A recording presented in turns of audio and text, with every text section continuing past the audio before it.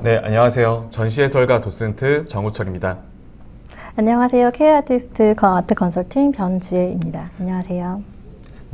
네, 오늘 이 시간에는 2030 밀레니얼 세대라고 하죠. 그런 분들이 어떻게 하면 전시 혹은 작품을 재밌게 즐길 수 있고 최대한 작품 컬렉팅을 할 수 있게 다가갈 수 있는지에 대해서 이야기를 좀 해보려고 합니다. 그러다 보니까 이 시간은 어떤 전문적인 이야기보다는 최대한 질문을 만들 때 미술에 관심이 없었던 분들 혹은 이제서야 전시를 보고 컬렉팅에 관심을 갖는 분들을 위주로 질문을 많이 짜봤어요. 그래서 아마 지금 현재 이미 작품을 재밌게 보고 계시거나 아트페어를 충분히 즐기고 계신 분들한테는 질문이 조금 쉬울 수도 있다는 거 양해 부탁드리겠습니다. 자, 그러면 오늘 함께 해주시는 우리 변지혜 대표님 소개 좀 부탁드릴게요. 네, 안녕하세요. 조금 전에 인사드린 변지혜입니다. 제가 보통 제 소개를 할 때 제 직업에 대해서 먼저 소개를 드리곤 해요. 아트 컨설턴트 또 아트 어드바이저라는 단어에 대해서 굉장히 생경하게 느끼시는 분들이 많습니다. 사실 이 직업은 해외에서는 이미 오랜 시간 동안 좀 정착이 되어 있는 직업인데요. 컬렉터가 작품을 구매하는 데 있어서 그리고 본인의 컬렉션을 장기간 동안 빌드업하는 데 있어서 모든 그 단계에 있어서의 조언을 해드리는 그런 직업이라고 보시면 되겠습니다. 해외에 가시면 저희가 굉장히 많은 뮤지엄들의 전시를 보러 가잖아요. 어떤 뭐 정부나 이제 기업 소유의 뮤지엄들도 있지만 개인 뮤지엄들도 해외에서는 꽤 많이 볼 수 있는데 이제 그런 경우에도 이런 아트 컨설턴트를 통해서 평생에 모아온 컬렉션을 소개해드리는 그런 경우들을 많이 볼 수 있겠습니다. 네.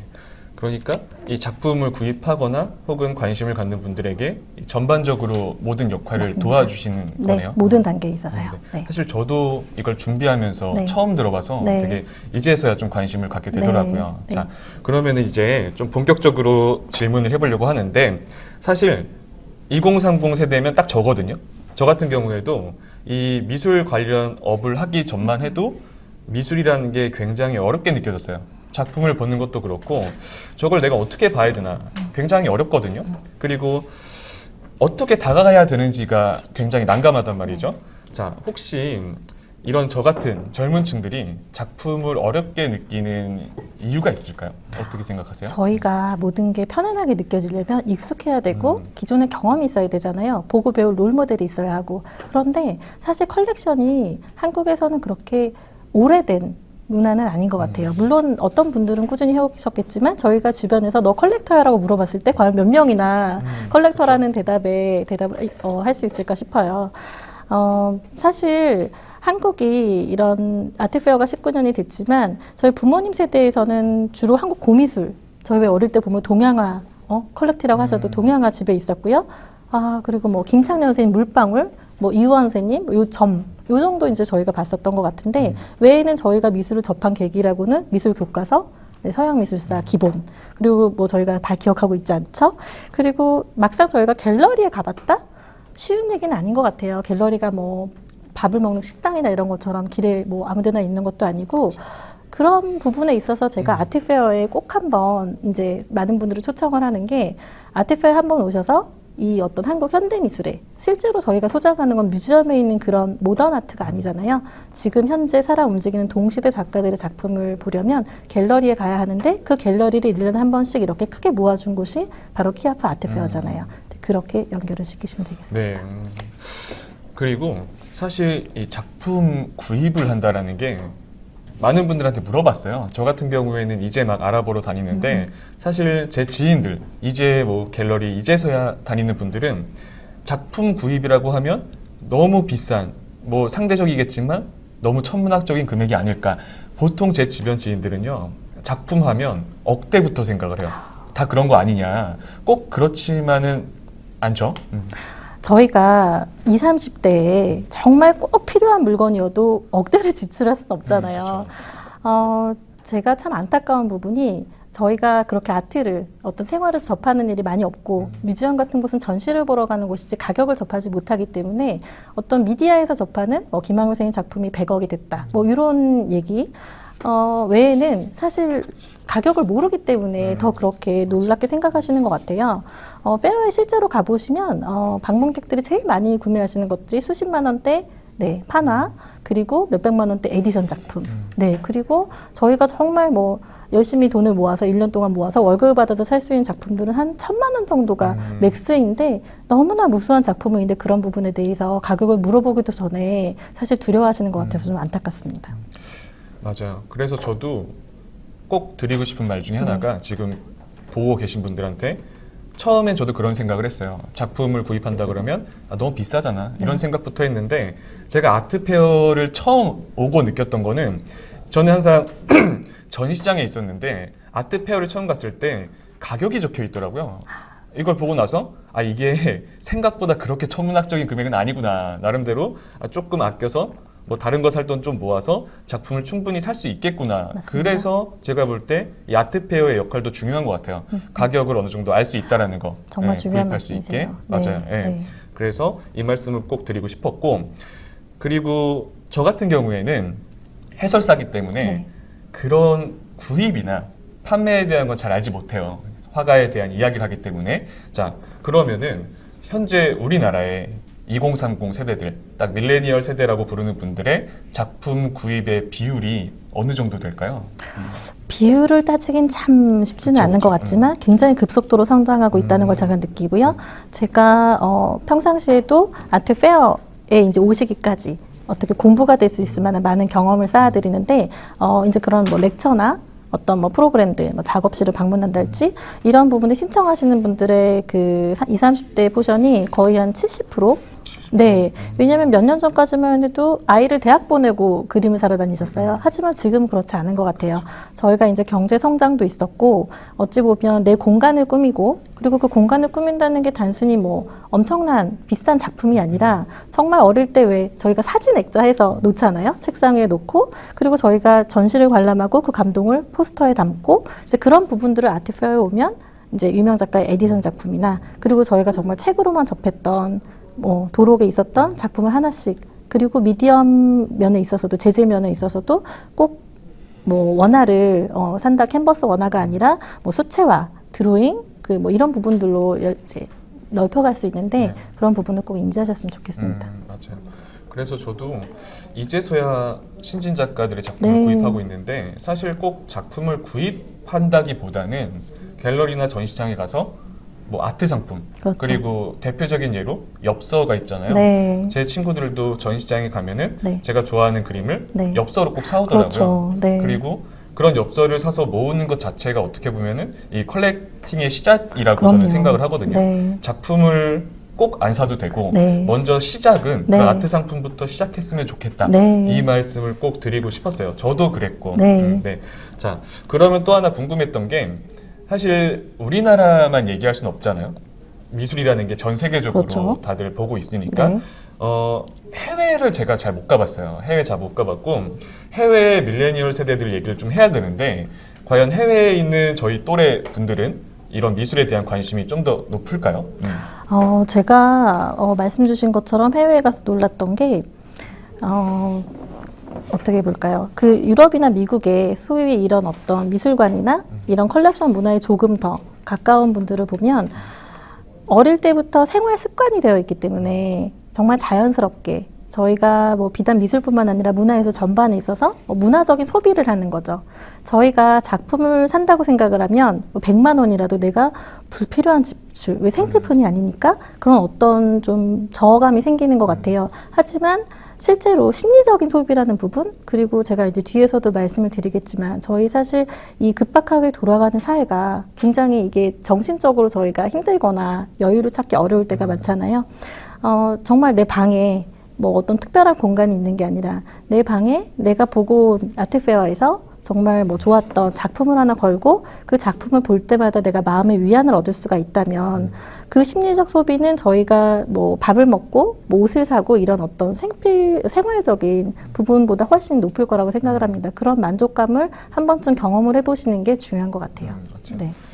그래서 해외 이야기를 한 이유 중에 하나가 저도 해외에서 작품을 본 적이 몇 번 없는데 처음 갔다가 정말 그 원화의 힘을 느꼈거든요. 네. 그래서 제가 정말 추천해드리고 싶은 방법은 한 번쯤은 꼭 해외에 나가서 네. 흔히 교과서에서 보던 뭐 피카소, 고흐 이런 고갱 이런 거장들의 작품을 직접 봤으면 좋겠다. 이게 그림이라는 게 책으로만 접하게 되면은 각도도 정해져 있고 사이즈가 굉장히 작잖아요. 네. 고정관념적인 그 시선으로 보게 네. 되기 때문에 이게 오히려 더 빠져들기 힘들 수가 있어요. 그렇습니다. 그래서 이제 시작하시는 분들은 뭐 지금은 힘들겠지만 조금 상황이 좋아지면 해외에 가서 직접 한번 만나봤으면 좋겠다. 그러면 왜 사람들이 이 작품 원화라는 거에 열광을 하고 그렇죠. 왜 컬렉터가 되는지에 대해서 좀 느낄 수 있을 것 같아요. 그래서 처음에는 좀 한 번쯤은 가서 직접 보는 게 굉장히 중요할 것 같아요. 네. 말씀하신 부분에 있어서도 아트페어가 정말 중요한 시스템인 것 같아요. 왜냐면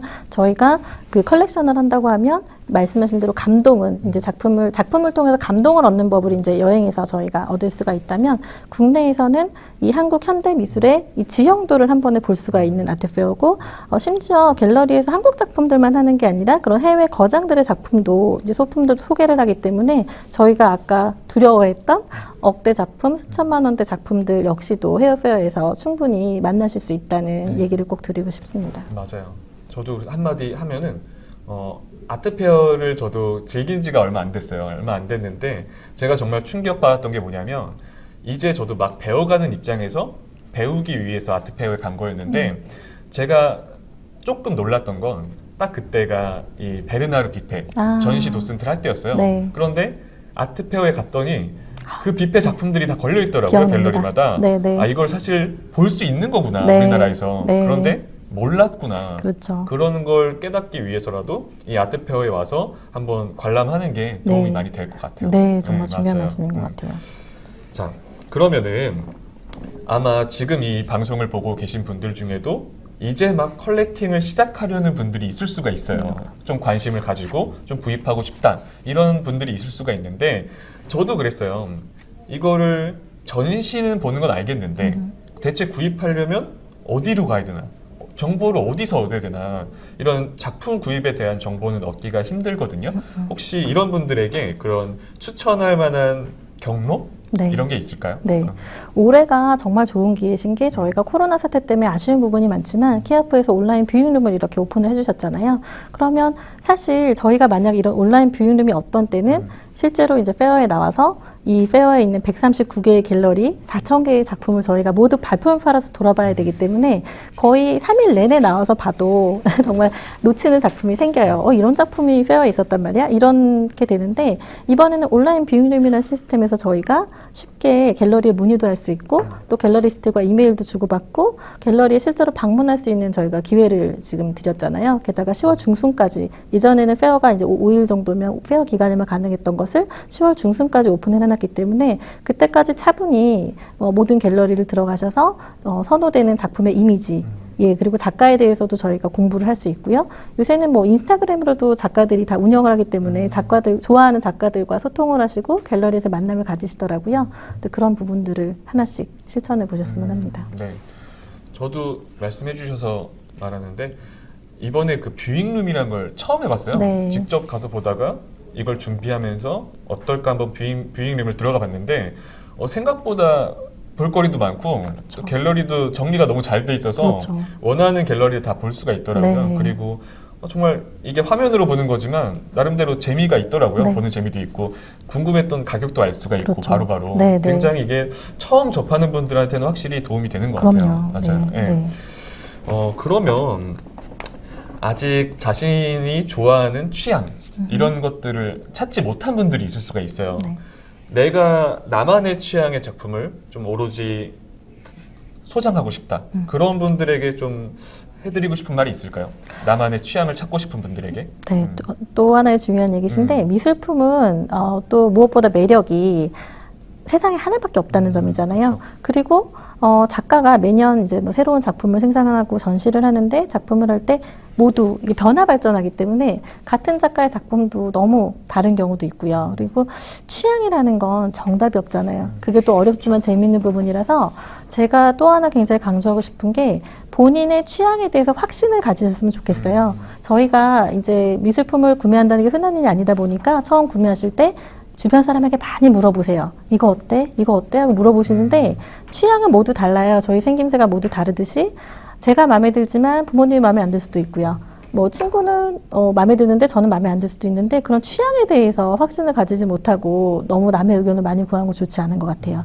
오히려 갤러리에 가서 내가 마음에 드는 작품이 있다면 갤러리스트를 통해서 정확한 정보를 얻고요. 네, 그리고 작가에 대해서 충분히 공부를 할 수 있도록 자료를 요청을 해서 운이 좋다면 갤러리에서 작품을 소장하거나 이제 이렇게 많은 정보가 오갔을 경우에 그 관계에 의해서 작가와의 만남 같은 행사가 있을 때 초청을 해주실 수도 있잖아요. 네, 그런 방법을 통해서 뭔가 잘 모르는 남에게 상담을 하기보다는 네, 갤러리와 잦은 교류를 하는 게 제일 좋은 것 같습니다. 네. 말씀해 주신 것처럼 딱 그런 것 같아요.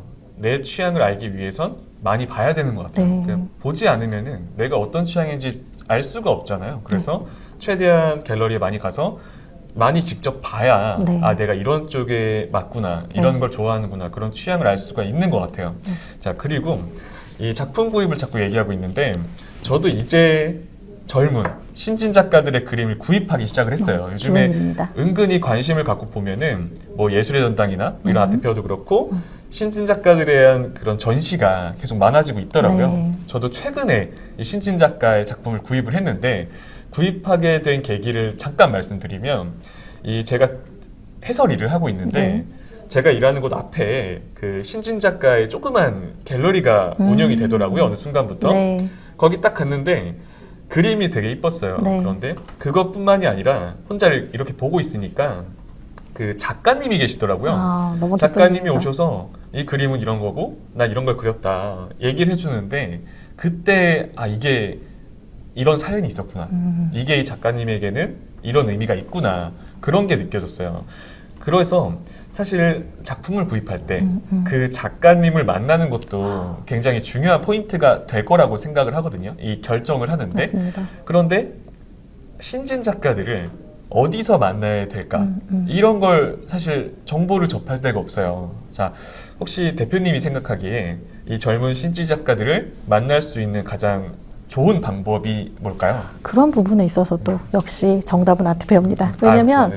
아트페어에 오시면 처음 저희가 아트페어에 들어가면 정신이 없어요. 너무 공간이 넓고 인파도 많고 그런데 저희가 이번에는 온라인 뷰잉룸이 있고 뷰잉룸을 통해서 그 모든 갤러리가 대가의 작품만을 다루지 않아요.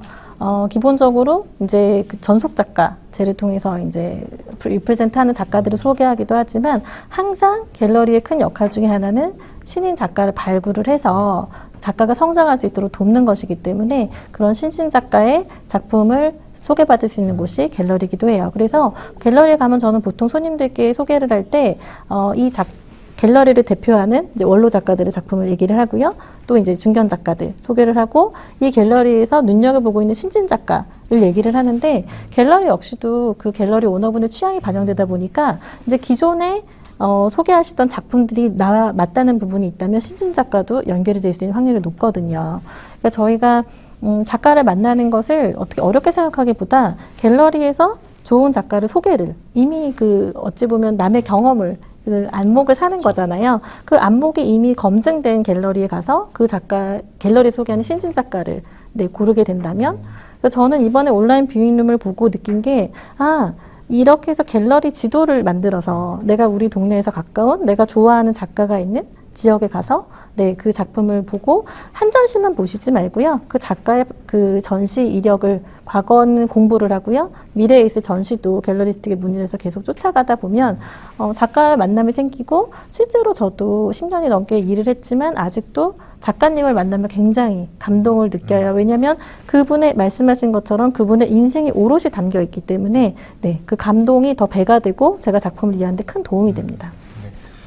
그리고 저는 그런 생각을 해요. 그런 생각을 하는 게 사실 지금 이 방송을 보고 계신 분들도 그렇고 저도 그렇고 이 작품을 산다라는 게 아까도 말이 나왔지만 굉장히 비싼 금액을 생각하는 분들이 많단 말이죠. 그런데 지금 저는 개인적으로 이 이야기를 하면서 생각했던 게 뭐냐면 이걸 준비하면서 지금 이 방송을 보시는 분들이 바로 작품을 사긴 힘들다. 그리고 사실 바로 이런 뭐 몇천만 원대의 작품을 구입하기는 힘들잖아요. 그래서 딱 맞는 게 신진 작가들과 저희 같이 시작하는 이런 컬렉터들, 이제 전시에 관심을 갖게 된 분들의 만남이 좀 이루어져야 그게 올바르게 좀 성장을 할 수 있지 않나? 그래서 그 신진 작가도 새로 전시를 보는 분들이 구입을 해주고 서로 맡게 되고 나중에 그 작가들이 더 올라가서 더 유명한 작가가 되고 그때 작품을 구입했던 사람들도 더 컬렉터가 되면서 뭐 좀 더 비싼 작품을 구입할 수도 있고 그래야 좀 더 올바르게 갈 수 있지 않나 그런 생각을 해요. 너무 중요한 얘기세요. 저희가 작품을 소장하는 게 쉬운 일도 아니고 작가도 작품을 할 때는 이 작품이 단순히 판매를 위한 것이라기보다 정말 본인의 어떤 영혼을 담는 그런 작업이기 때문에 좋은 이 작품을 정말 오롯이 이해하고 아낄 수 있는 분들에게 보내는 걸 중시를 해요. 그리고 컬렉터와 작품은 모두 함께, 네, 작가는 모두 함께 크는 것 같아요. 심지어 저 같은 아트 컨설턴트도요, 손님을 처음부터 뭐 큰 손님, 큰 작품 이런 걸 다루는 게 아니라 제 나이에 맞게, 제 주변에 맞게 점점 성장해 나가는 거거든요. 제가 작년에 그 케니 샤프의 전시, 롯데미술 전시를 일을 도왔었었는데 정말 보기 좋았던 모습이 케니가 지금 나이에 이르기까지 20대 때부터 말씀하신 것처럼 그 작가의 작품을 꾸준히 소장해온 컬렉터들이 작품도 전시를 위해서 빌려주시고 회고전에서 전시도 빌려주시고 심지어 전시를 보기 위해 해외에서 와주셨어요. 제가 정말 그때 큰 깨달음을 얻었던 게 미술인으로서 저희가 좋은 작가를 소개를 하고 좋은 작품이 좋은 컬렉터에게 연결이 되도록 하는 브리징 역할이 이만큼 중요한 거라는 걸 느꼈습니다. 맞아요. 그래서 항상 함께 성장해가야 되는 것 같아요. 함께 성장, 신진 작가들과. 그래서 저도 항상 생각하는 게 이 아트페어도 그렇고 신진 작가들을 만날 수 있는 이런 계기가 조금 더 많아졌으면 좋겠다라는 생각이 되더라고요. 네. 자, 그러면은 이런 것도 궁금해하실 것 같아요. 제가 사실은 작년쯤에 이 아트페어에서 도슨트를 해드린 적이 있어요. 해드린 적이 있었는데 의외로 되게 재밌게 들어주시고 그리고 끝나고 제가 질문을 받은 게 뭐냐면 너무 재밌었다. 그런데 이 작품을 구입하고 싶은데 어떤 걸 사야 되는지 모르겠다. 무슨 작품을 사야 될지 모르겠고 그냥 아무거나 사면 안 될 것 같고 혹시 저한테도 그러시더라고요. 추천해 줄 수 있냐. 이게 사실 되게 힘들어요. 괜히 추천 잘못했다가 막 그런 그렇죠. 생각도 들고 네. 저도 그래서 그때는 약간 좀 회피를 했어요. 좀 추천드리기 좀 어렵다라고 얘기를 했었는데 그래도 이런 걸 많이 궁금해하세요. 어쩔 수 없이. 혹시 작품을 구입한다. 어떤 작품을 사야 될까요? 참 그게 제가 또 아까도 말씀드렸지만 안타까운 부분 중에 하나인 게 취향은 다양한데 남에게 내 취향을 내가 소장할 작품을 맡긴다는 게 그게 바로 경험이 아직 없고 공부를 많이 하지 못해서 벌어질 수밖에 없는 상황이라고 생각을 해요. 그러니까 작품을 살 마음의 준비는 되어 있는데 다음 단계에 이르지 못하는 거죠. 저는 항상 그런 질문을 받을 때 먼저 작품을 보시자고 얘기를 해요. 네, 일단 아트페어에 와서 온라인 뷰잉룸에서 한 바퀴 쫙 보시고 선호하는 이미지를 고르세요. 많을 것 같지만 또 의외로 여러 가지 의미에서 그래서 본인의 취향을 먼저 찾으신 다음에 실제로 제가 손님들께 먼저 한번 보시고 골라보세요 하면은 꼭 본인을 닮은 작품을 골라오세요. 아주 재밌는 부분이에요. 네, 제가 이 직업을 가지면서 많은 분들을 뵙는 것도 참 즐거움이지만 그분들이 이제 본인의 얘기를 나누시면서 작품을 골라오셨을 때 어쩜 이렇게 꼭 본인 같은 걸 골라오셨을까 내지는 본인의 상황에 꼭 걸맞는 작품을 고르셨을까 하는 걸 봤을 때 굉장히 재밌어요.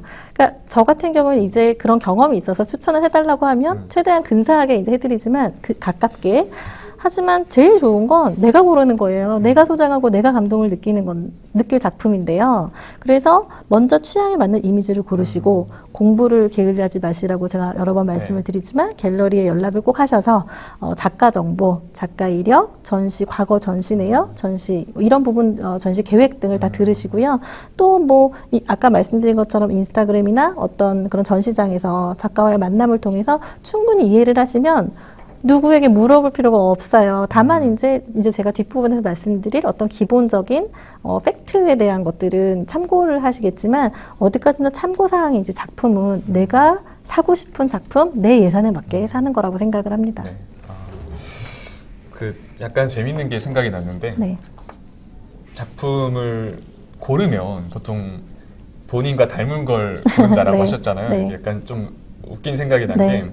제가 최근에 신진 작가 그림을 2점을 샀어요. 네. 그러니까 우철 선생님의 2점을 샀는데 본질을 볼 수 있는. 말을 해도 될지 모르겠는데 네. 둘 다 꽃을 샀어요. 아, 네. 꽃을 사가지고 닮은 게 죄송합니다. 닮았다고 하니까 아 나는 꽃인가? 꽃을 사가지구나.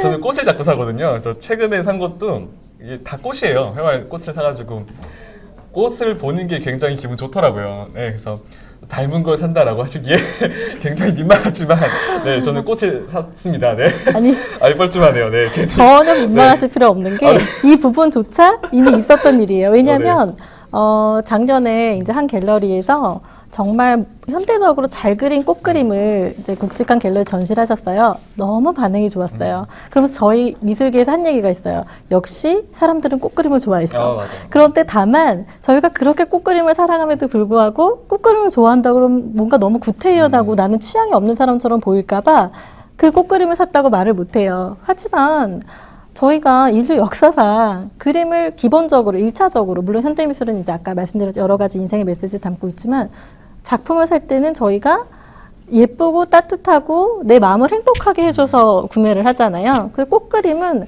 저희가 죽어 없어져도 앞으로 수천 년 정말 수만 년 사랑받는 작품일 거예요. 그리고 뭐 대가들은 꽃 안 그리나요? 그 수많은 저희가 알고 있는 뮤지엄에 있는 대가들도 꽃그림은 절대 빠질 수 없는 영순이에요. 어찌 보면 저희가 뮤지엄에서 엽서를 살 때도 예쁜 꽃그림 뭐 아름다운 여인의 초상 이런 게 저희 모두 시작이잖아요. 그건 모두 네 같은 내용이라서 이제 댓글을 보고 저희가 네, 저희가 차마 말을 할 수 없고 네.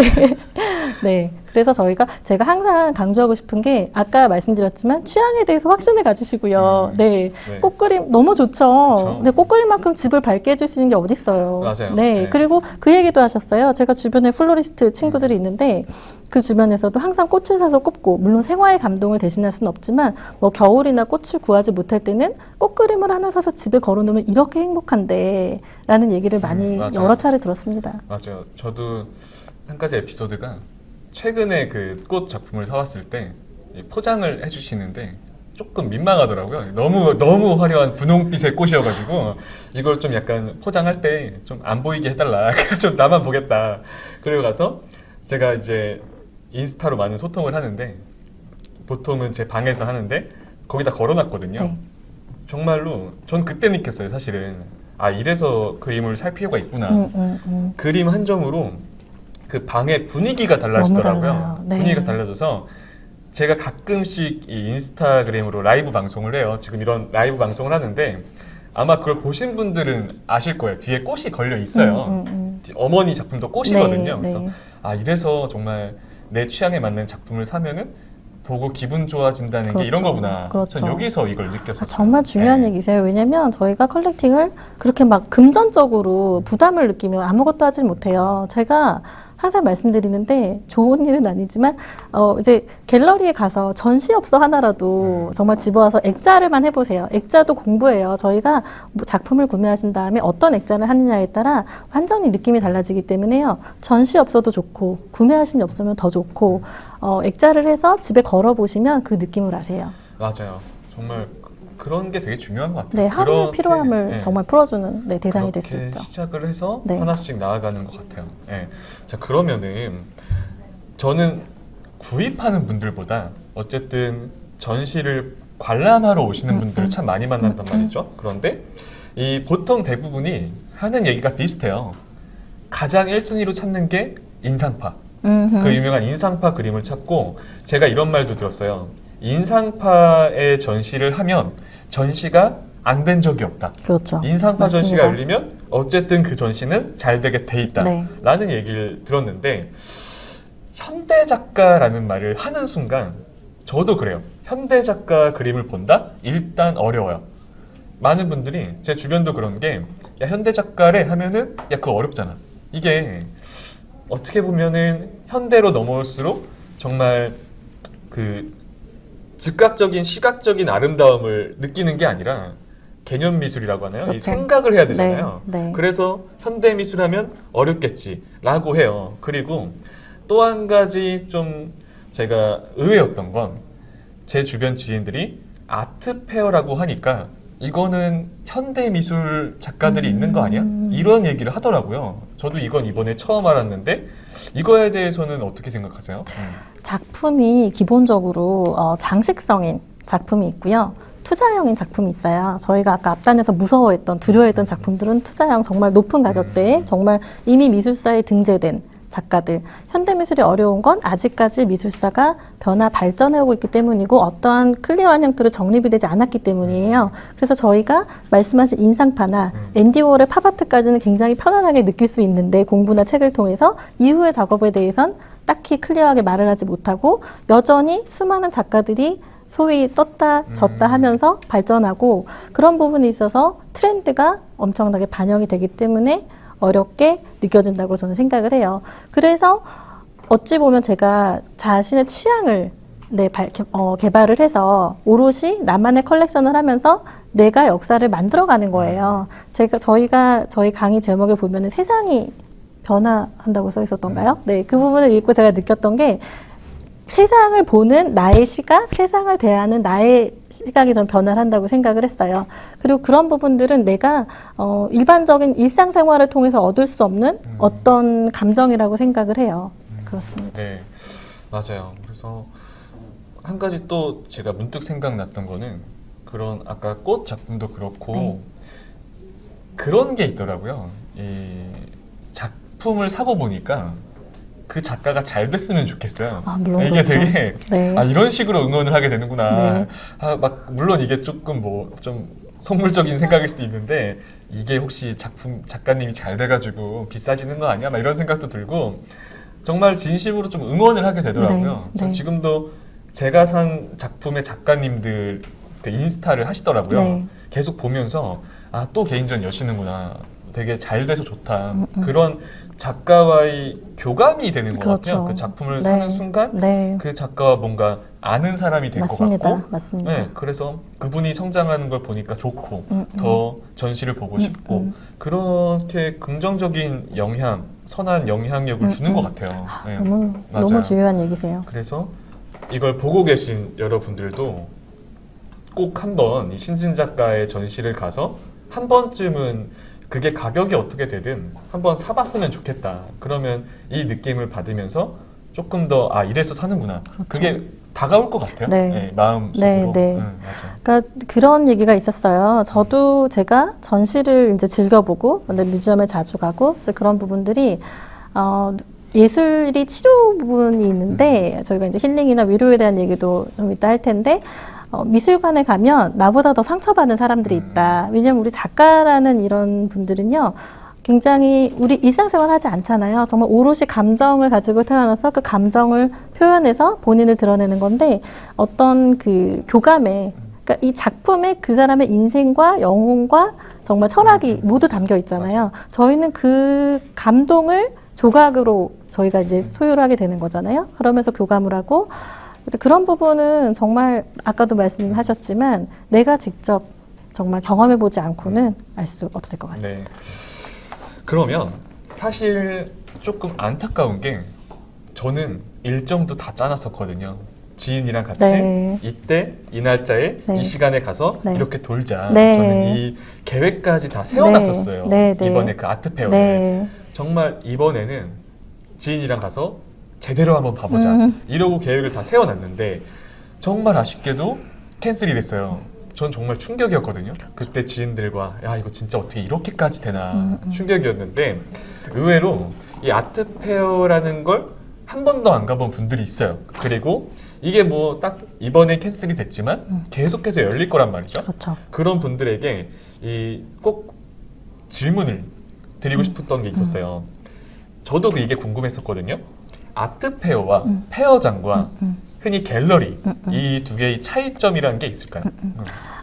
네. 아트페어는 저희가 지금 아까도 말씀드렸죠. 139개의 갤러리 4,000개의 작품을 한 번에 볼 수 있는 곳이에요. 캔슬된 것 때문에 정말 안타까워하시는 분들이 저 주변에도 너무 많으세요. 왜냐면 이날만 기다려서 정말 뭔가 한번 크게 내가 어떤 이 미술에 대한 감흥을 얻어가고 싶으셨었는데 페어장에서는 장점이라면 정말 그렇게 국내외 정말 주요 갤러리들 엄선된 작품과 작업을 5일 동안 저희가 작년에도 키아프 관람 인구가 82,000명 어마어마한 숫자죠.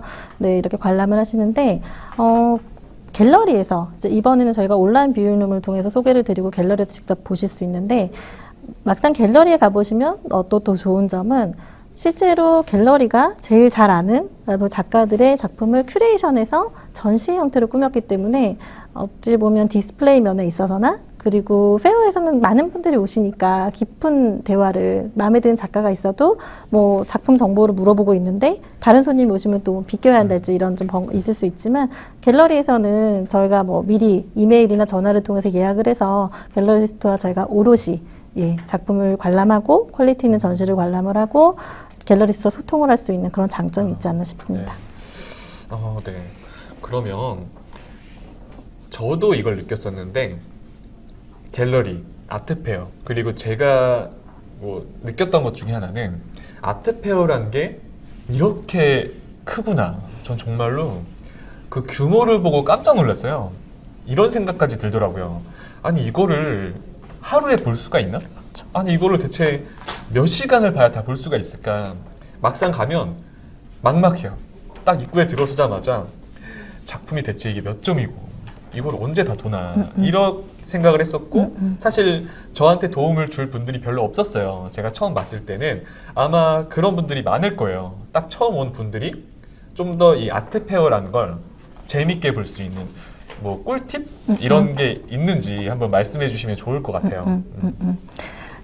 제가 페어에 정말 몇 번 갔는지 모르겠어요. 저는 진짜 뭐 키아프뿐만 아니라 전 세계 페어를 다니면서 느낀데 저도 해외 페어에 가면 처음에 같은 느낌을 받았었어요. 왜냐면 와 정말 이 많은 걸 언제 다 봐. 벌써 기운 빠지고 또 이 많은 인파를 제치고 과연 내가 다 볼 수 있을까. 그런데 진짜 오랜 세월 끝에 경험 끝에 제가 이번에 온라인 뷰잉룸 정말 꼼꼼하게 A부터 Z까지 다 봤거든요. 얼마큼 시간이 걸렸을까요? 글쎄요. 상상이 안 되는데. 제가 딱 40분. 40분이요? 네. 40분 만에 모든 작가 한 번씩 다 봤어요. 뭐 빠르다면 빠르고 뭐 늦다면 늦을 수 있지만 제 얘기는 아는 만큼 보이는 거잖아요. 저는 아트페어 오면 너무 흥분이 돼요. 제가 거기 한 발짝 들이는 순간 아 정말 이번엔 어떤 작품이 나왔을까 또 새로운 작품들은 어떤 게 소개가 됐을까. 그래서 사실 이제 저처럼 이제 미술 쪽에 있는 이런 사람들은 정말 빨리 봅니다. 왜냐면 익숙하고 아는 것들이니까. 처음 가면 작품 하나만도 사실 1시간 볼 수 있잖아요. 저희가 뮤지엄에 가면 전시를 볼 때 내 마음에 드는 작품 앞에서 1시간도 바라보면서 생각도 하고 또 찾아와서 또 보고. 근데 페어의 경우에는 이제 그런 여유보다 많이 빠른 시간에 정보를 습득해야 되기 때문에 제가 그래서 온라인 뷰잉룸을 통해서 평상시에 작품과 작가에 대해서 공부를 하면요. 그렇게 반가울 수가 없어요. 내가 아는 게 여기도 있고 정말 보물찾기 하는 기분으로 작품을 보고 또 모르는 새로운 걸 발견해서 그 작가와 작품에 대해서 내가 다음 1년 동안 또 공부할 수 있는 어떤 소재를 찾아오는 거잖아요. 맞아요. 네. 네. 저 같은 경우에는 시간이 꽤 오래 걸리거든요. 그래서 이게 공부를 확실히 더 해야 되는구나 느꼈고 그런데 또 이번에 저희가 준비하면서 그 뷰잉룸을 다 봤잖아요. 네. 저도 다 봤는데 저도 그렇고 굉장히 인상적이었던 작품들이 많았어요. 그래서 몇 개를 좀 뽑아봤어요. 대표님도 뽑아주시고 네. 한번 그 작가들을 네. 간단하게 좀 만나보는 것도 좋을 것 같아요. 네. 저도 준비를 하면서 정말 온라인 뷰잉룸을 다 함께 볼 수 있다면 얼마나 좋을까 생각을 했는데 시간적인 제약이 있어서 제가 몇 가지 젊은 분들이 소위 이미 열광하고 있는 누구도 이제 거기에 대해서 이견을 낼 수 없는 작품을 한 5가지 정도만 추려봤습니다. 잠깐 같이 보시면요. 네. 제가 참 최근에 이런 그 현대미술 작가들 보면은 예전에는 작가가 소위 인지도가 생기고 유명해지고 소위 뜨는데 굉장히 오랜 시간이 걸렸어요. 뭐 5년, 10년 이상의 시간을 해야 이제 인지도를 얻었는데 요새는 저희가 너무나 다양한 루트로 이제 아트를 접하는데 제가 작년에 저도 아트페어에서 처음 봤거든요, 이 작가를. 너무 눈여겨보게 된 이유가 사람들이 그 부스에 정말 바글바글한 거예요. 무슨 일 있나? 아니 보통 아트페어 내에서도 빵집이 제일 붐벼요. 근데 이렇게 붐비다니로 가보니까 나난이란 작가가 역시 꽃그림이죠. 네, 역시 꽃입니다. 그래서 시들지 않는 꽃. 해서 이제 작품을 하고 있었는데 젊은 이제 그리고 갤러리 자체가 신규 갤러리세요. 이제 많은 우리나라의 대표 갤러리들이 이제 2세대가 물려받아서 이제 밀레니얼 세대가 이제 젊은 안목으로 작품을 소개하고 있는데 새롭게 만들어진 갤러리들이 너무 정말 뛰어난 감각과 새로운 시각으로 좋은 작품들을 소개하고 계시고 제가 굳이 이 작가를 지금 언급을 하는 것은 저희가 제빵 회사에서 네, 제빵 회사에서 작가와의 콜라보를 통해서 네, 그래서 저희가 케이크 하나를 샀을 때 작가의 작품을 즐길 수 있도록 네, 또 해외에서 많은 일이지만 네, 한국에서는 그런 일이 많지는 않았어서 저희가 뭐 앤디 워홀을 차용하거나 하는 경우는 있었어요. 하지만 한국 작가를 써서 이렇게 정말 인구에 회자되는 예쁜 작품을 저희가 정말 케이크 하나를 샀을 때 즐길 수 있는 좋은 케이스였어서 제가 말씀을 드립니다. 네, 저도 이 나난 작가님 뷰잉룸에서 보면서 느꼈던 게 아까도 말씀드렸지만 저는 꽃을 굉장히 좋아하거든요. 한 가지 작가님이 보고 계실지 모르겠지만 말씀을 드리면 조금만 기다리시면은 제가 더 열심히 해서 작가님 작품을 한번 사보도록 하겠습니다. 감사합니다. 네. 그리고 다음 작가님 한번 만나볼까요?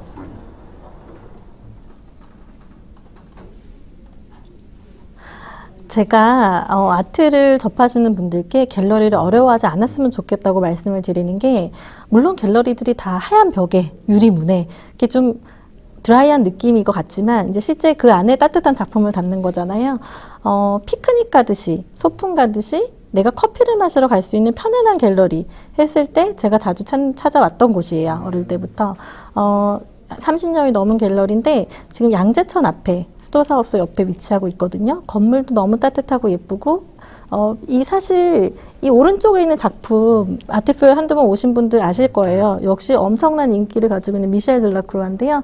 한국에서 30년째 소개를 또 하고 계신 곳이기도 하고 원화 작품은 당연히 세계적인 작가에 맞는 가격대가 있지만 파나 작품이 너무나도 아름답고 한국에는 없는 캔버스 파나의 기법을 쓰고 있어서 저희가 육안으로는 정말 캔버스 작품 같은 느낌으로 수백만 원대 작품을 소장할 수 있어서 제가 많이 소개드리고 있고 이런 따뜻한 느낌의 작품을 집에 두면 정말 행복한 느낌을 항상 가질 수 있지 않을까 생각을 합니다. 저도 말씀하셨던 것처럼 이 파나라고는 잘 안 느껴지더라고요. 그리고 그 좀 따뜻한 느낌이 많이 들어서 정말 이런 것도 하나 소장해 두면 참 좋겠다는 생각이 들어요. 그래서 저는 이런 따뜻한 느낌의 파나 그리고 우리나라 작가들의 원화를 적절하게 조화를 해서 공간을 꾸민다면 뭐 집에 작품이 한 3-4점만 있어도 완전히 다른 갤러리 같은 느낌을 집에서도 즐기실 수 있을 것 같습니다.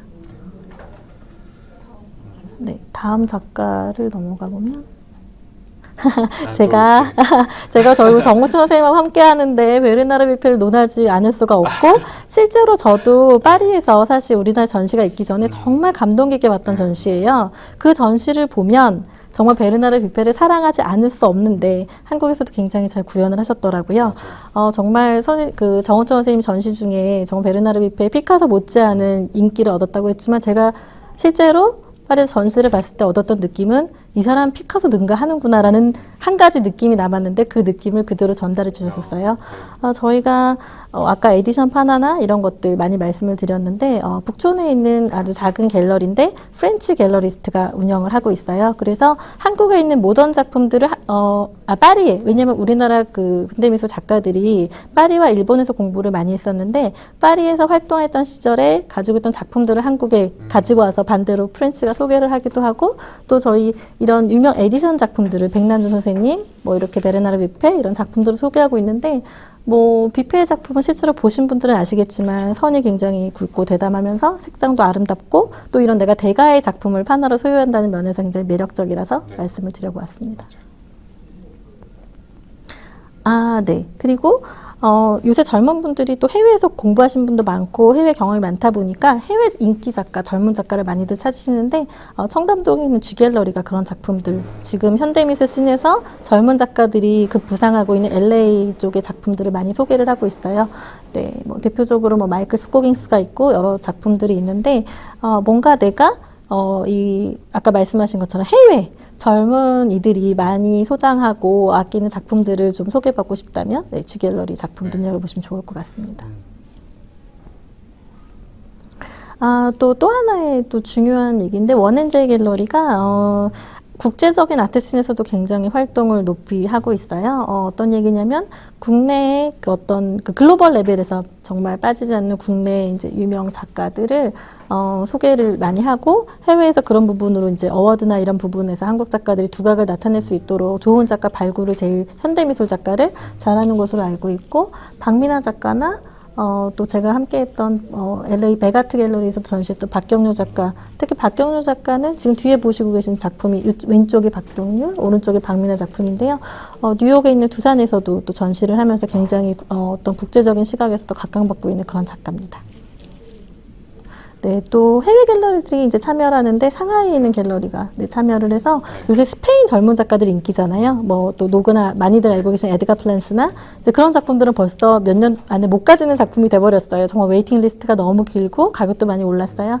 그런 면에 있어서 스페인의 젊은 작가들 소개를 하는데 솔페페토라는 젊은 여류 작가의 작품 또 이 재밌는 게 이 아트라는 것도 문화적인 교류다 보니까 스페인에 있는 젊은 여류 작가지만 일본 팝아트 망가에서 영향을 받은 작품들을 해요. 그래서 작품의 어떤 뭐 고양이나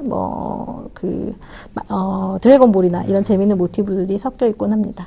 너무 재밌는데요. 네, 그래서 저희가 사실 작품을 뭐 대가의 작품이라서 무조건 나에게 다가온다? 유명한 작품이라서 좋다가 아니라 뭔가 내 나이대에 맞는 내 방의 인테리어에도 맞고 내 마음에도 다가오는 밝고 재밌는 작품들을 꽃그림 포함해서 네, 많이들 소장해 보시면 좋을 것 같습니다. 네. 자, 갤러리 작품도 만나봤는데 그렇다면 사실 이 질문이 가장 핵심일 것 같아요. 제가 볼 때는 미술품을 소장한다는 거, 나만의 작품을 갖는다는 게 우리 삶에 어떤 의미가 있을까요? 어떤 의미? 제가 나이가 들면서 깨달은 게 정말 사람은 밥만 먹고 살 수 없다는 거예요.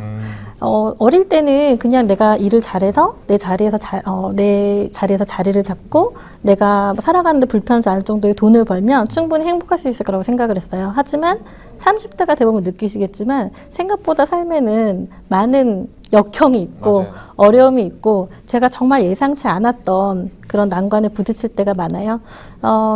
저희 미술계에 있는 분들이 많이들 그러시겠지만 제가 아까도 얘기했던 위로나 힐링이라는 면에 있어서 힘들 때 정말 내가 위안을 받을 수 있는 나의 어떤 동굴이 필요한데 아트를 소장한다는 거는 그런 면에 있어서 굉장히 어찌 보면 손쉬운 방법인 것 같아요. 저희가 쉽게 힘들 때 친구들과 뭐 부모님과 고민을 나눈달지 해왔지만 사실 나이가 들면 하루 종일 열심히 일을 하고 정말 집에 와서 정말 그 힘든 하루를 마무리하기도 바쁜데 그 시간에 누군가가 다시 소통을 한다는 거 쉬운 일은 아니거든요. 그럴 때 정말 저는 내가 좋아하는 작품, 아끼는 작품을 보면서 좀 행복을 얻고 위안을 얻고 또 그런 작품들을 하나씩 소장해 가면서 내 인생의 발자취를 모아가는 그래서 저희가 내가 뭐 예전에 이 작품을 샀을 때의 기분, 이 작품을 소장하면서 함께 쌓아온 추억 이런 부분들을 나누는 게 인생의 큰 행복이자 즐거움이 아닐까 돈으로는 환산할 수 없는 그렇게 생각을 합니다. 네.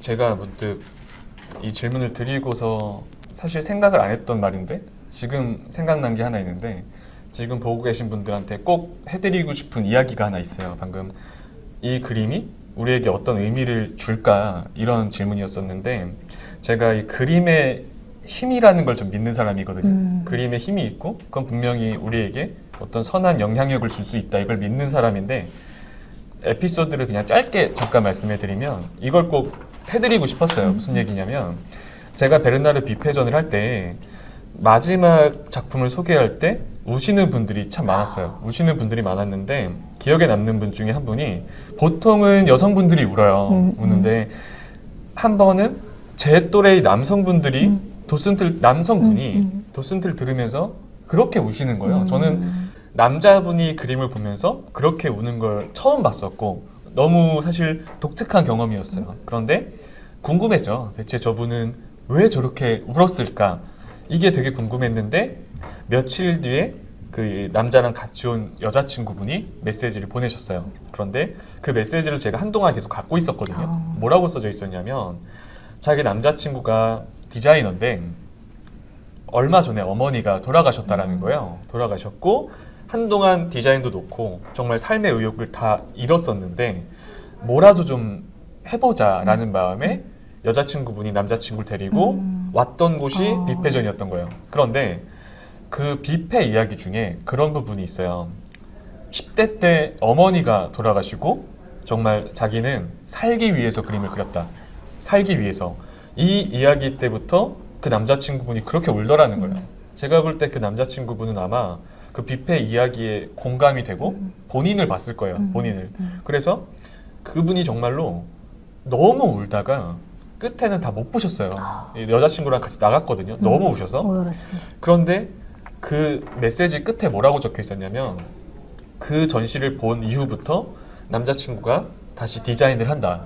디자인을 하고 정말 위로를 받았다라고 하더라고요. 삶의 의욕을 네, 되찾고 맞아요. 전시를 통해서. 네, 그래서 이게 어떻게 보면은 그림의 힘이라고 할 수 있고 또 그게 내 역할일 수도 있고 네. 그림을 보면서 정말 도슨트라고 해서 분석만 하는 게 아니라 이 작가의 감정을 전달하는 게 내 역할이구나. 그런 제 직업적인 것도 네. 깨닫게 된 네. 시간이었거든요. 네. 그래서 제일 감동이었던 게 그 여자친구분이 그러시더라고요. 어머니가 돌아가시고 남자친구 웃는 걸 처음 봤대요. 웃는 걸 그 전시 이후로 처음 봤다라는 거예요. 그래서 전시라는 게 이런 거구나. 그런 걸 느끼셨다라고 하더라고요. 그래서 그분은 계속해서 제가 하는 전시마다 온다고 하시더라고요. 네, 그래서 네. 이게 진짜 전시, 그림의 힘이구나. 네. 그걸 느꼈어서 네. 참 저한테는 특별한 경험이었던 것 네, 같아요. 그게 네. 그림의 힘이고. 맞습니다.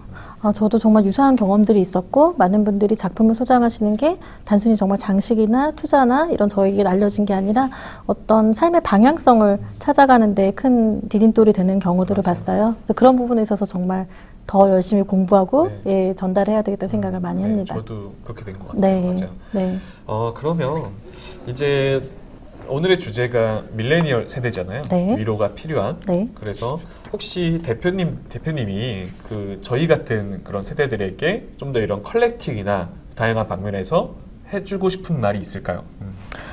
저는 무엇보다 뭐 계속 반복적인 얘기지만 부디 시간을 빼서 많이 경험하고 공부하라고 말씀드리고 싶어요. 사실 저희가 소장을 한다라는 게 쉬운 일이 아니죠. 그런데 자기 확신은 남이 전달해 줄 수 없거든요. 제가 많은 분들이 찾아오시면 저랑 많이 같이 보시죠. 많이 보시고 공부하시고. 저희가 코로나가 시작되고 나서도 박사보 선생님 작업실에 저희 손님들과 같이 간 적이 있어요. 물론 좋은 전시를, 뮤지엄 전시를 만나는 것도 좋지만 이렇게 저희가 대가를 만나러 가는데 공부를 하자. 그래서 저희가 모여서 몇 번에 걸쳐서 작가 스터디도 하고 또 그 시기 다른 주요 작가 공부도 하고 충분히 이해를 하고 공부를 하고 기존 내용들을 익힌 다음에 작가님을 만나서 1시간 정도 저희가 작가님의 인생에 대해서 지나오신 이제 중요한 얘기들을 들었는데 그렇게 감동을 많이 받은 적이 없다고 하시더라고요. 사실 교육이 먼저고 그 다음에 이제 소장이라서 그리고 신진 작가들과의 아까 계속 말씀을 하셨지만 작가를 만나는 건 너무 중요한 일이에요. 저희가 과외 받고 수업 받는 것처럼 작가를 만나면 한 번에 작품의 의도와 어떤 방향에 대해서 이해를 할 수 있게 되니까 최대한 갤러리와 많은 시간을 보내셨으면 합니다. 네. 그리고 한 가지 좀 말씀드리면은 개인적인 얘기일 수도 있는데 저는 그랬어요. 공부를 해야 되긴 하는데 막상 시작하는 게 굉장히 힘들거든요. 그리고 지금 딱 2030 세대들은 치열하게 살고 있단 말이죠. 너무 일을 해야 치열하죠. 되고 취업도 해야 되고 네. 치열하게 살고 있는데 그 시간을 쪼개서 공부를 하는 게 힘들 수가 있어요. 약간의 뭐 그런 얘기를 하면은. 맞아요. 그래서 네. 저는 그런 생각을 해요. 공부하는 거 정말 중요한데 누군가는 그러니까 시켜서 하는 게 아니라 그 불씨를 좀 지펴줄 필요가 있다라고 생각을 하거든요. 맞습니다. 그걸 느끼는 순간 자연스럽게 공부가 되는데 한번 저는 그래서 지금 방송 보시는 분들도 도슨트의 해설을 들었으면 좋겠어요. 이게 그렇죠. 그 도슨트 해설을 듣고 한번 감동을 받으면 그게 불씨가 지펴질 수가 중요한 있거든요. 얘기세요. 그러면은 스스로 이게 이런 것도 네. 있구나 더 갤러리 네. 찾아가고 네. 그렇게 될 것 같아요. 정말 네. 중요한 말씀이세요. 한 번은 그 가이드가 필요해요. 친구가 맞아요. 됐건 정말 뭐 이런 전문가가 됐건 만나서 어떻게 해나가야 될지 한 3번 정도만 그런 감동을 받으면 그때는 정말 내가 뭐 다른 시간을 줄여서라도 갤러리나 전시를 찾게 되기 때문에 그 한 번의 감동이 정말 중요하다는 맞아요. 말씀을 네. 제가 공감을 합니다. 네, 그리고 현재 코로나 이후에 좀 미술 시장이 그 어느 때보다 좀 뜨겁다라고 들었는데 사실 저는 이런 부분을 잘 모르거든요. 어떤가 좀 이야기를 좀 듣고 싶어요. 네, 사실 어쨌든 저희가 소비를 해야 되니까 물론 코로나 때문에 뭐 경제적인 부분에 뭐 마이너스가 있을 수도 있지만 요새 젊은 분들을 보면 예전과 다르게 굉장히 빠르세요. 뭐 어떤 움직임이나 소비나 투자 전체에 있어서. 그래서 아까 말씀드린 그런 에디션 작품이나 이런 작품들이 그 코로나 이후에 더 많은 분들이 저희가 집에서 시간을 보내잖아요. 야외 활동을 덜 하고. 근데 많은 분들이 사실 이제 구매가 이제 신경을 쓰신 시간이 많아서 촉진이 돼서 가격의 움직임도 좀 더 빨라졌고요. 네. 그런 부분들이 다 반영이 돼서 많은 분들이 신경을 쓰시고 있는 것 같습니다. 네. 열기를 제가 정말 담뿍 느꼈던 지난 몇 개월이었어요. 네. 이제 사실 Q&A를 해야 되는데 제가 이 다음 이야기가 너무 아쉬워요. 이건 꼭 하고 싶었는데 네. 이것만 하고 바로 Q&A를 네. 하면 좋을 것 같아요. 그렇게 이게 하시죠. 아마 지금 보고 계신 분들도 궁금할 거예요. 네. 아 그래요? 작품 이거 질문이 좀 그런데 작품 가격은 언제 오를까요? 이게 되게 궁금하실 거예요. 사실- 모으시는 분들은 언제 오를까 되게 궁금해하시거든요. 저도 궁금하고. 네. 저희가 작품 가격 오른다고 믿는 제일 많이 하시는 말씀이 작가분 연세가 어떻게 되시냐고. 아, 일단 연세가. 돌아가시면 오른다고 생각하기 때문에 좋은 작품을 사놓고 돌아가시기를 기다린달지 이런 분들도 뵙고요. 제가 좀 작가님께 죄송한 얘기지만 혹시 작가님 연세가 많으시면 알구나, 네. 이제 그런 이제 케이스들도 봤고요. 근데 최근은 사실 그리고 뭐 여러 가지 제가 보면 오해들이 있어요. 좀 돌아가시면 오른다. 뭐 예지는 뭐 여러 가지 이제 근데 사실 최근에는 이 작가와 이 갤러리와 이런 관계들이 꼭 연예기획사 같아요.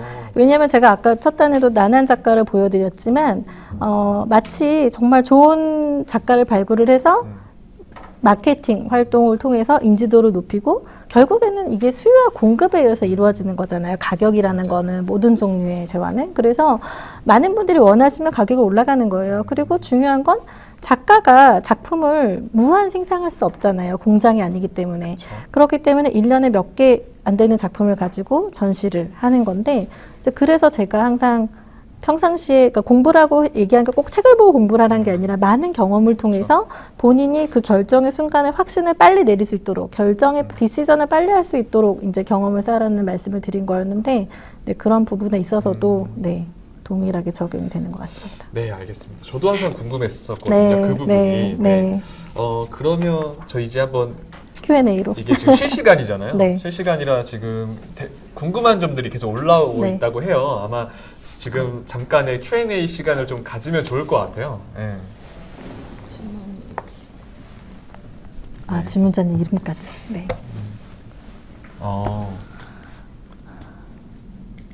제가 질문을 한번 읽어볼까요? 대답해 주시겠어요? 네, 그렇게 읽어볼게요. 하시죠. 조은정님이 질문해 주셨는데 정말 초보시래요. 정말 초보라서 그런데 갤러리 위치나 전시 정보들은 어디서 구할 수 있나요?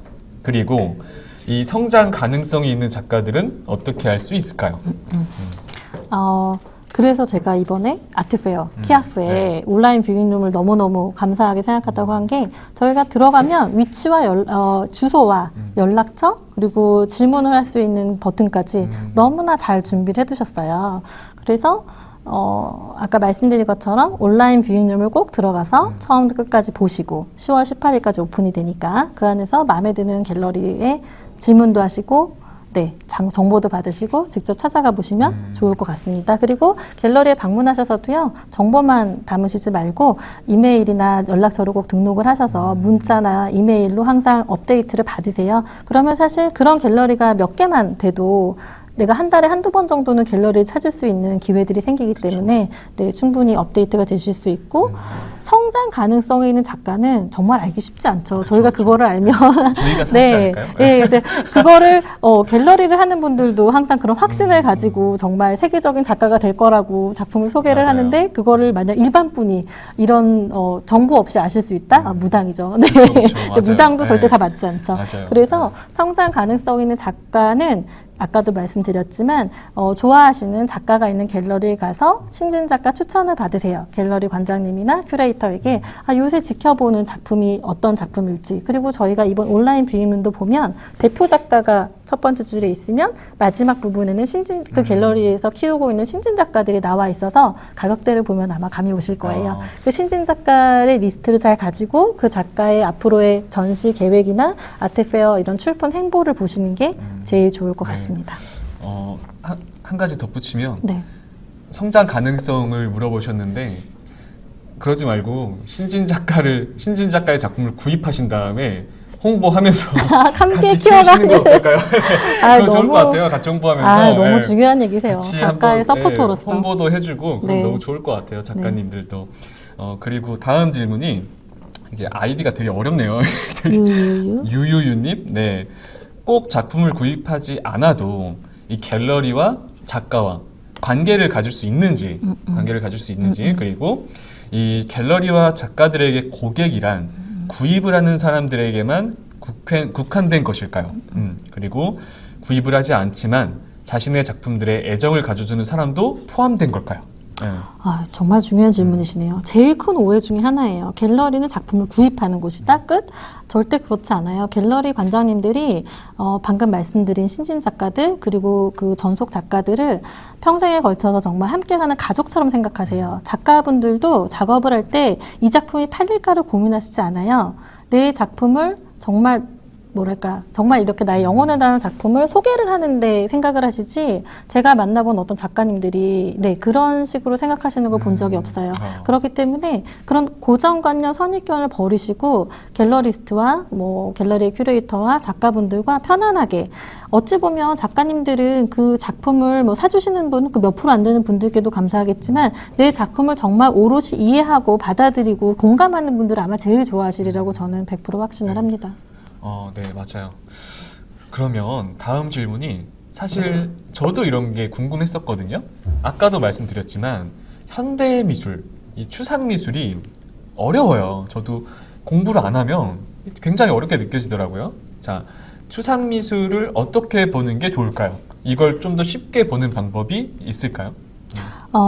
제가 아까 말씀을 드렸던가요? 그 루이비통 뮤지엄에서 그 러시아의 대부호, 네. 정말 지금 그 루이비통 뮤지엄의 작품을 정말 남길 어떤 문화유산을 가지고 있는 그런 대부호도 작품이 어렵다. 우리가 지금 너무 친근하게 사랑스럽게 보는 피카소, 마티즈 작품이 너무 어려워서 집에 가져다 놓고 6개월 이상 봤다잖아요. 작품과 익숙해지려고. 저희가 지금 그 단계인 거예요. 이 살아 숨쉬는 동시대 미술은 한 번에 보고 너무 좋을 수는 없어요. 저희가 예뻐서 가지지도 정말 유명해서 가지지도 않기 때문에 정말 그러기 때문에 아까 나만의 취향이, 나만의 안목이 중요하다고 말씀을 드렸던 게, 나에게 다가오는 작품을 억지로 애써 이해하려고 하지 마세요. 내가 마음에 안 드는 것, 좋아하지 않는 것 분명 있으실 텐데 그 작품까지 모두 이해하려고 하시지 말고요. 가능한 많은 작품을 만나서 그 중에서 나에게 말을 걸고 다가오는 작품을 함께 정말 지켜보고 소장하시고 사랑해 주시면 좋을 것 같습니다. 네, 그리고 이 질문자님께 해드리고 싶은 말은 이게 본인만 어려워하는 게 아니라 현대미술 자체가 다들 어려워하세요. 다 똑같이 어려워하는 거기 때문에 그런 거에 대해서 꼭 너무 심각하게 생각하실 필요는 없고, 사실 현대미술이라는 게, 현재 어려워요. 미술이라는 게 어떻게 보면 저희 세대를 위한 그림이 아니기 때문에, 미래 세대를 위한 그렇습니다. 그림이기 때문에 그렇게 느껴지는 거라고 저는 생각을 하는 것 같아요. 네. 네. 자, 그러면 마지막 질문인데, 작품 가격, 이 비교하는 방법이 있을까요? 가격을 비교한다는 거는 쉽지가 않을 것 같고요. 가격대라는 게 있죠. 제가 보통 저희가 한국 작가들 이런 정말 졸업 작품부터 몇십만 원대 졸업 작품부터 신진 작가 작품부터 중견 작가까지 한 기준을 100호라 하면 저희가 한국 아파트 집에 이제 제일 크게 들어갈 수 있는 세로가 160cm, 가로가 130cm, 굉장히 큰 작품이에요. 페어장에서 보고 집에 와서 걸었더니 너무 크다, 이런 얘기 많이 하세요. 항상 감안을 하셔야 되는데, 그 100호 작품을 1,500만 원 정도 보통 이제 한다고 보시면 돼요. 1,500만 원, 2,000만 원 정도. 그러면 사실 제가 처음 사시는 분들께 추천하는 건 큰 작품 사시지 말자. 왜냐면 내가 아직은 이 작품을 어디다 둘지조차도 이 경험을 통해서 아직 잘 모르는데, 물론 갤러리스트들이 상담을 해드리지만 한 40호 정도, 네, 한 절반 이하의 작품들을 구매하시라고 하는데 그럴 경우에는 예산도 절반 정도 줄어드니까 몇백만 원대 작품이고 20호 정도만 사실 구매를 해도 500만 원 미만이죠. 구매만 해도 내 방에 걸기에 충분히 커요. 네. 그래서 그런 식으로 작품에 대한 어떤 가격대나 예산에 대한 어떤 기준치를 가지고 접근을 하셔도 좋을 것 같습니다. 네. 자, 질문까지 모두 받았는데 아마도 이거 방송을 보시는 분들은 궁금하신 점도 더 많을 것 같고 사실 더 보고 싶어 할 것 같아요. 그런데 이거는 그냥 시작이고요. 뭐 저희가 항상 얘기하고자 하는 건 이번 키아프가 온라인으로 뷰잉룸 진행하고 있다라는 거, 그걸 꼭 말씀드리고 싶었고 많은 분들이 이 방송을 통해서 좀 더 아트페어에 관심을 갖는 계기가 됐으면 좋겠습니다. 자, 이제 인사를 드려야 될 것 같아요. 네. 오늘 이렇게 함께 해주셔서 너무 감사하고 네, 저도. 네, 또 이렇게 조금 진행과 해주신 이렇게 정우정 선생님께도 감사드립니다. 네, 감사합니다. 지금까지 전시 해설가 도슨트 정우철이었습니다. 감사합니다. 네, 감사합니다.